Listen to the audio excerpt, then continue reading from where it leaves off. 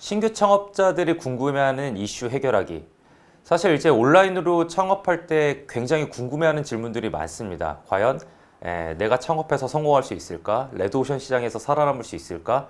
과연 부업을 했을 때 이게 좋은 결과가 만들어질까? 신규 창업자분들이 하는 질문들에 대해서 제가 답변을 한번 준비해 봤습니다. 네. 직장인이 부업으로 시작해도 괜찮을까요? 자, 이런 질문들이 사실 온라인 창업하면서 굉장히 질문들이 많은데 이거에 대해서 일단 답변을 드려볼게요.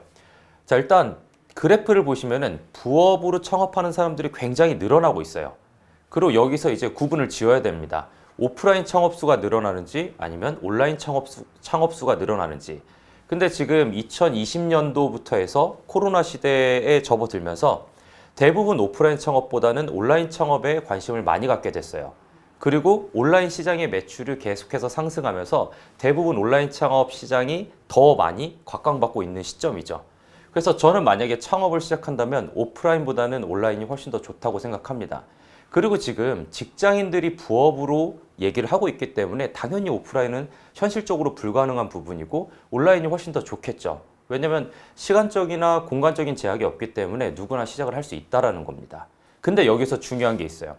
과연 직장인분들이 부업으로 시작을 하는데 과연 진짜 부업으로 시작해도 내가 사업으로 성공할 수 있을까? 이거에 대한 답변을 제가 드린다면 사실은 무조건 잘 됩니다. 이렇게 답변 드리긴 힘듭니다. 왜냐면 지금 이 온라인 시장에서 올인해가지고 사업하는 셀러분들, 전업으로 사업하는 셀러분들이 굉장히 많아요. 그럼 그런 분들은 사실 하루에 업무 시간 투자가 못해도 하루에 10시간, 12시간씩 일을 할 겁니다.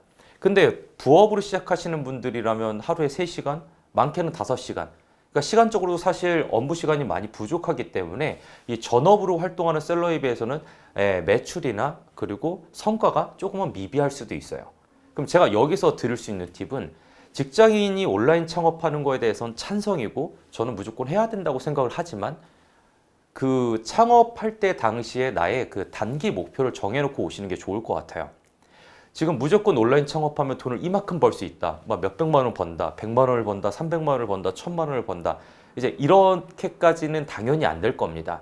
그러면은 신규 창업자일 때는 그냥 한 달에 30만 원만 벌어볼까? 아니면 한 달에 100만 원만 벌어볼까? 그리고 그걸 내가 3개월 단위, 6개월 단위로 단기 목표를 세우고 그 목표가 실현이 됐을 때, 내가 달성을 했을 때 그 다음 장기 목표를 수립해서 이 부업을 전업으로 만드는 과정으로 가신다면 분명히 좋은 결과가 있을 겁니다. 대부분 신규 창업자분들이 실패하고 하는 이유는 조급하고 내가 이 짧은 기간 안에 돈을 많이 벌어야 된다고 생각하기 때문에 좋은 결과가 만들어지지 않는 거예요. 그래서 그런 부분에 있어서만 멘탈 관리나 사업 방향성만 잘 잡고 들어오신다면 직장인으로 부업으로 시작해도 저는 괜찮다라고 생각이 듭니다. 유럽 명품 사업 초기 자본금. 자, 이제 직장인이 부업으로 온라인 창업 저는 좋다고 말씀을 드렸는데요. 그럼 과연 초기에 사업 자본금이 얼마나 필요할까? 이런 것들에 대한 궁금증이 굉장히 많습니다. 그럼 지금 그림을 보시면은 유럽 구매 대행과 유럽 병행 수입 이렇게 나눠져 있는데 창업의 방향성이 이 두 가지에 따라서 내 사업 자본금이 들어가냐 안 들어가냐 이렇게 나뉘는 겁니다.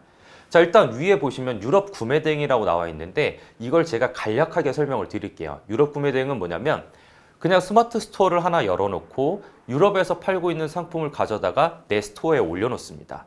그리고 고객이 내 스토어에 있는 상품을 주문을 한다면 제가 유럽에 있는 사이트에서 물건을 사서 고객한테 보내주는 시스템이기 때문에 초기에 사업 자본금이 들어가지 않아요.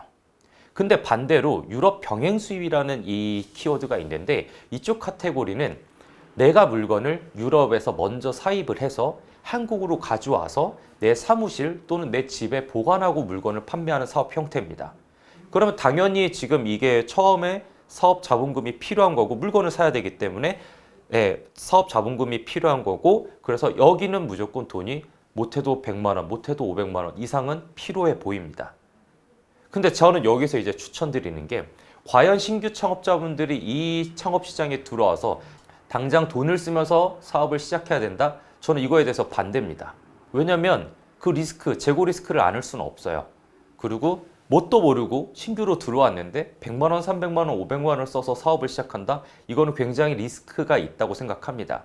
그래서 제가 추천드리는 방향은 유럽 구매 대행으로 사업을 시작해서 나중에 유럽 병행 수입을 접목시켜서 좀 약간 하이브리드 형태의 사업 형태로 만드신다면 좋은 결과가 있을 거고 자본금 리스크도 최소화시킬 수 있다고 생각이 듭니다. 유럽 명품 사업 초기 자본금 그렇게까지 많이 필요하지 않습니다. 자꾸 창업을 하시는데 돈이 많이 들어갈 것 같다 이런 생각은 하지 마시고 적정 비용이면 충분히 창업할 수 있으니까 100만 원이 안 들어갈 수도 있고 300만 원이 뭐 넘어갈 수도 있지만 제가 봤을 때 적정선은 충분히 돈 없이도 창업이 가능하다고 말씀을 드리고 싶은 겁니다. 병행 수입과 구매 대행의 차이점은 제가 그 챕터 2에서 한번 언급을 했었는데요. 그러니까 병행 수입과 구매 대행의 차이점은 재고가 있냐 없냐의 차이입니다. 병행 수입 같은 경우는 물건을 사입해서 내 집이나 회사에 보관을 해서 판매하는 형태고, 그리고 구매 대행의 형태는 내가 재고를 가지고 있지 않고 주문이 들어왔을 시점에 해외에서 물건을 사서 고객한테 보내는 형태입니다. 그래서 차이점이 있고 자본금에 대한 차이도 있다고 제가 말씀을 드렸었는데요. 이게 신규 셀러분들이 자꾸 이거를 따로 나눠서 나는 병행 수입만 할 거야, 나는 구매 대행만 할 거야 이렇게 가지 마시고 이거를 같이 접목해서 사업을 하는 방향을 추천을 드립니다. 명품을 판매하는 방향이 두 가지가 있는데 이거를 꼭 나누지 마시고 같이 접목해서 사업을 한다면 더 큰 시너지를 만들어낼 수 있을 거라고 생각을 합니다. 그래서 재고가 있냐 없냐, 그래서 자본금이 들어가냐 들어가지 않냐 이렇게 구분만 지어주시면 될 것 같습니다. 자, 컴알못, 영알못 과연 사업이 가능할까? 사실 진짜 이 질문에 대한 것도 굉장히 많이 받아요. 그러니까 결국에는 이제 부업으로 해도 괜찮을까요? 그리고 돈 많이 들어가지 않아요? 그리고 나는 컴퓨터 할 줄 모르는데 영어는 또 울렁증인데 이게 과연 가능할까요? 자, 그럼 제가 여기서 이제 답변을 확실하게 드리겠습니다.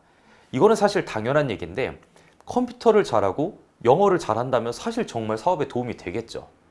근데 과연 이게 정말 사업에 지대한 영향을 미칠 정도로 중요한 부분이냐? 사실 저는 그렇게 생각하지 않습니다.